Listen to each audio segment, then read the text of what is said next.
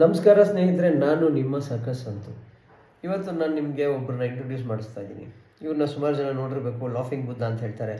ಏನು ಈ ಲಾಫಿಂಗ್ ಬುದ್ಧ ನಿಜವಾಗ್ಲೂ ಇವ್ನು ದುಡ್ಡು ತಂದು ಕೊಡ್ತಾನ? ಮನೇಲಿಟ್ಟರೆ ಎಲ್ಲ ಖುಷಿಯಾಗಿರುತ್ತಾ?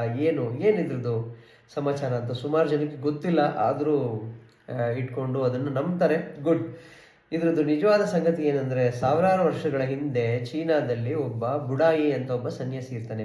ಅವನು ಇದೇ ಥರ ದಪ್ಪಕ್ಕೆ ನಗಾಡಿಕೊಂಡು ಖುಷಿಯಾಗಿರ್ತಾನೆ. ಅವನ ಹತ್ರ ಏನಿರುತ್ತೋ ಅದೆಲ್ಲ ಕೊಡ್ತಾ ಹೋಗ್ತಾನೆ.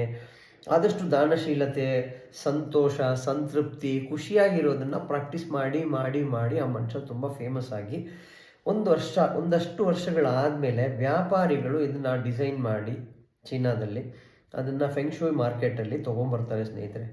ಮಾರ್ಲಿಕ್ಕೆ ಶುರು ಹಚ್ಕೊತಾರೆ. ಇದು ಸಂಪತ್ತಿನ ಸಂಕೇತ ಅಂತ.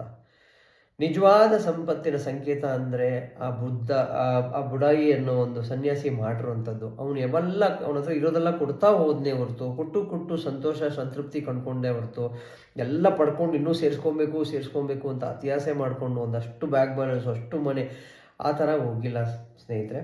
ಬಟ್ ಸುಮಾರು ಜನ ನಾವು ಇಟ್ಕೊತಾ ಇದ್ದೀವಿ ನಮ್ಮ ಮನೇಲೂ ಸಂತೋಷ ಬರಲಿ ಅಂತ. ಯಾವುದೇ ಒಂದು ವಿಷಯನ ನಾವು ಅದನ್ನು ಪದೇ ನೋಡಿದಾಗ ನಮ್ಮಲ್ಲಿ ಪಾಸಿಟಿವ್ ಆ್ಯಟಿಟ್ಯೂಡು ಬರ್ತಾ ಇರುತ್ತೆ, ಒಂದು ಪಾಸಿಟಿವ್ ವ್ಯೂ ಬರ್ತಾ ಇರುತ್ತೆ.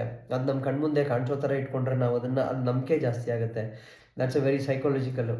ಸೊ ಅದರಿಂದ ಅದನ್ನು ನೋಡ್ತಾ ಇದ್ದರೆ ನಾವು ಖುಷಿಯಾಗಿರಬೇಕು, ನಾವು ಸಂತೃಪ್ತರಾಗಿರಬೇಕು ಅನ್ನೋ ಮನೋಭಾವನೆ ಬೆಳೆಸ್ಕೊಂಡು ನಾವು ಇದನ್ನು ಇಟ್ಕೊಂಡ್ರೆ ಖಂಡಿತ ಅದು ನಿಮಗೆ ಒಂದು ಸಕ್ಸಸ್ಫುಲ್ ಬರುತ್ತೆ ಸ್ನೇಹಿತರೆ.